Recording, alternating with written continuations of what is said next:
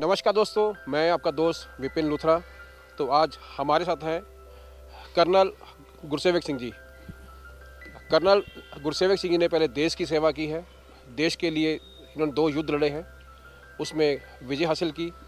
और आज हमारे यहाँ जो इलेक्शन का जो माहौल बन रहा है, हमारे जो उम्मीदवार है वो कैसे होने चाहिए, आइए जानते हैं कर्नल गुरसेवक सिंह जी से। सर नमस्कार। हाँ जी, नमस्कार। और सर कैसे सर? सत श्री अकाल जी। सर अभी जैसे इलेक्शन का माहौल बन रहा है, बहुत सारे उम्मीदवार इलेक्शन के लिए आ रहे हैं, तो मैं आपसे ये जानना चाहूँगा अभी कि जो यहाँ के जो हमारे उम्मीदवार वो कैसा होना चाहिए। उससे पहले मैं आपको बता दूं कि ये resident welfare association modern housing complex sector 13 Chandigarh का मैं पिछले 5 साल से प्रधान हूँ।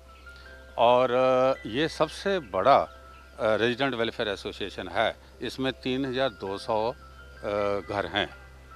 तो अभी आपका जो सवाल कि मैं हमेशा इनको बताता हूँ कि अभी जो इलेक्शंस आ रही हैं, हमारी लोकल बॉडी की इलेक्शंस आ रही हैं, इसमें 2 बातों का ध्यान रखना बहुत ज़रूरी है। पहला ये कि वोट डालने ज़रूर जाना है।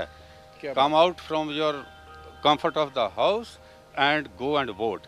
ऊंची सोसाइटी में मैंने देखा गया कि लोग वोट डालने जाते नहीं हैं। तो पहला तो मैं बोलता हूँ वोट डालने जाना ज़रूरी है। नंबर 2 कि आपने जो एरिया काउंसलर को वोट डालनी है, उसमें आपने ऐसी खूबियाँ देखनी है ताकि आपका डेवलपमेंट का काम होता रहे। ये बिल्कुल ठीक कहा जी तो आपने। उसके लिए मैंने इनको एक गाइडलाइन ऑलरेडी दे रखी है।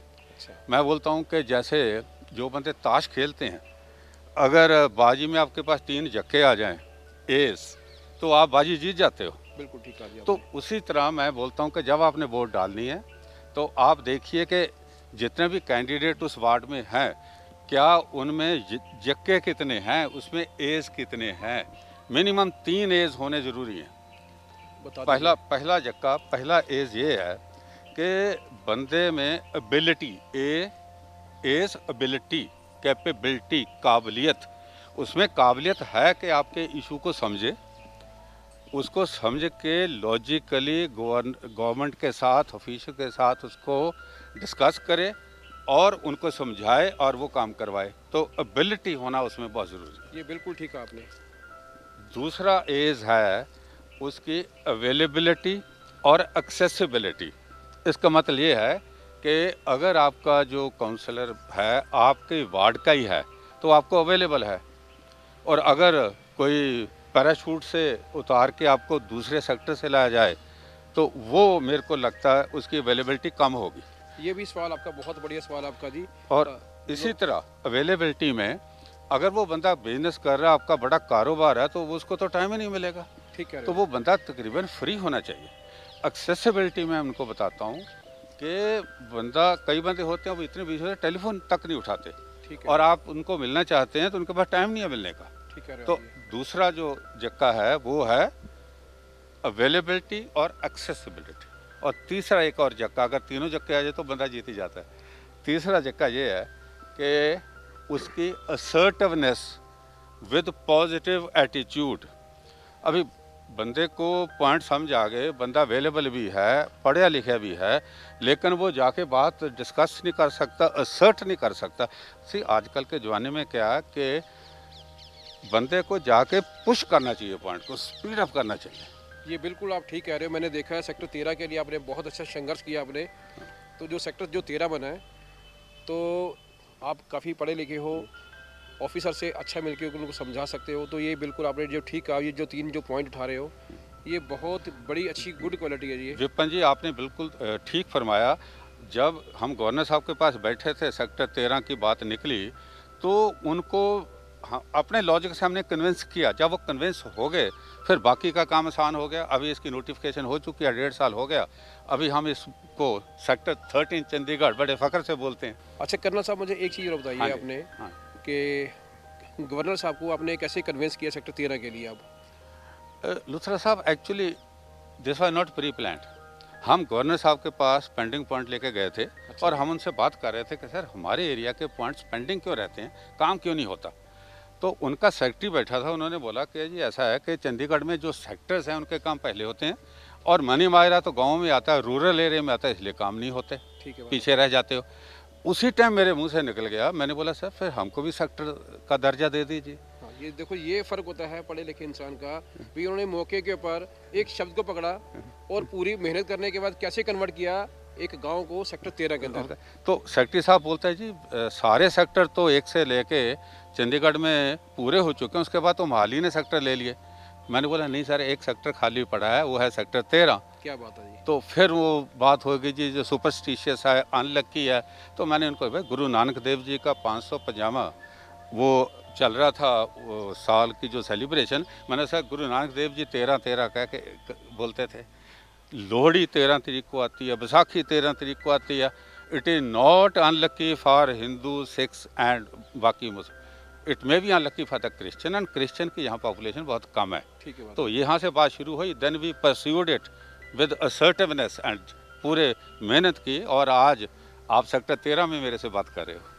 बिल्कुल ठीक है। ये बिल्कुल आपने जो पहले जो 3 पॉइंट उठाए हैं उसमें ये सबसे बड़ा प्लस पॉइंट था भी कि एक काउंसलर का अगर पढ़ा लिखा काउंसलर हो तो बहुत सारे विकास करा सकता है। पढ़ा लिखा काउंसलर हो, एक्सेसिबल हो, अवेलेबिलिटी हो और असर्ट कर सके, दैट इज़ वेरी इंपॉर्टेंट। ठीक है, किसी को समझाना कोई आसान काम नहीं है। जैसे आपने उनका एक शब्द पकड़ा भी सेक्टर 13, तो आपने उनको कन्विंस किया, समझाया, उनको समझ गए, वो तो आज हो गया। और इसी तरह इसी लाइन पर हम वी गॉट इनकरेज भी, अगर हम सेक्टर 13 ले सकते हैं तो हम अपना वार्ड भी अलग करा सकते हैं जिसमें सिर्फ प्लैंड रेजिडेंशियल कॉलोनीज हो। पहले हम मनी माजरा के साथ टैग थे, तो हमें आज तक हमेशा एरिया काउंसलर मनी माजरा गाँव से आता था। फिर इन्होंने जब डिलिमिटेशन की, इन्होंने हमको किशनगढ़ गाँव से अटैच कर दिया, वो भी हमको मंजूर नहीं था। We went back to governor again. मैंने बोला सर ये रैशनल नहीं है, and again we convinced him कि किशनगढ़ और हमारे यहाँ के जो रेजिडेंट हैं इनमें होमोजीनियसिटी नहीं है वोटर की। एक गांव का बंदा यहाँ हाई कोर्ट के जज रहते हैं, डॉक्टर रहते हैं, वकील रहते हैं, फौजी अफसर रहते हैं, तो एक जैसा क्यों नहीं होना चाहिए। ठीक है, बात ही again he got convinced, and आज हमारे पास जो नया वार्ड 6 हमको मिला है, इसमें मॉडर्न हाउसिंग कॉम्प्लेक्स 60% वोट यहीं है, और बाकी के साथ में 2-3 छोटी प्लान्ड कॉलोनीज इन्होंने लगाई हैं वोटर की स्ट्रेंथ पूरा करने के लिए। कर्नल साहब ऐसे हैं जो आपने बातें बताई, मुझे आपकी सारी बातें बहुत अच्छी लगी हैं। मेरे मन को छू लिया आपने, मेरा मन जीत लिया आपने। Very good. तो मैं थोड़ा सा आपसे ये चाहूँगा भी कि जैसे आने वाले समय के जो इलेक्शंस आ रहे हैं, जो हमारी सरकारें हैं, आप सरकारों को थोड़ा सा एक मैसेज दीजिए कि जो हमारा जो उम्मीदवार जिसको आप भेज रहे फील्ड में लोगों का भलाई करने के लिए, वो कैसा होना चाहिए, थोड़ा सा एक अच्छा मैसेज दीजिए। बहुत अच्छा सवाल आपने किया। मैं उनको, मेरे को मिल भी चुके हैं काफ़ी, हर एक पॉलिटिकल पार्टी के जो लीडरशिप में। मैं उनको ये बोलता हूँ कि ये जो लोकल बॉडी इलेक्शन है ना, इसमें पॉलिटिक्स मत लेके आइए। ठीक है। पॉलिटिकल जो पार्टीज़ हैं उनके जो बड़े मुद्दे हैं वो स्टेट लेवल और दिल्ली लेवल में चाहिए। हमको यहाँ सिर्फ कैंडिडेट देखना, कैंडिडेट कौन, जो पॉलिटिकल कैंडिडेट होंगे उनकी कोई ज़्यादा हम इम्पोर्टेंस देने वाले नहीं है। जो डेडिकेटेड कैडर है वो थोड़ा सा वोट देगा।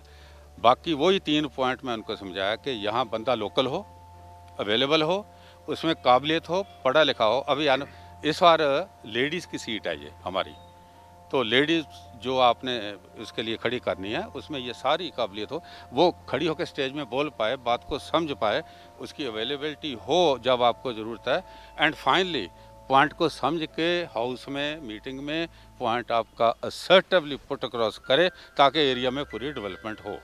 ये बिल्कुल आपने ठीक कहा, ये ऐसा ही होना चाहिए। तो ये थे हमारे साथ कर्नल साहब, इन्होंने जो सुझाव दिए हैं काफ़ी अच्छे सुझाव हैं। तो सरकारों को भी चाहिए भी कि इस तरह थोड़ा सा सोचें आप, जिससे देश का विकास हो सके। इसी के साथ आप सबका धन्यवाद। जय हिंद।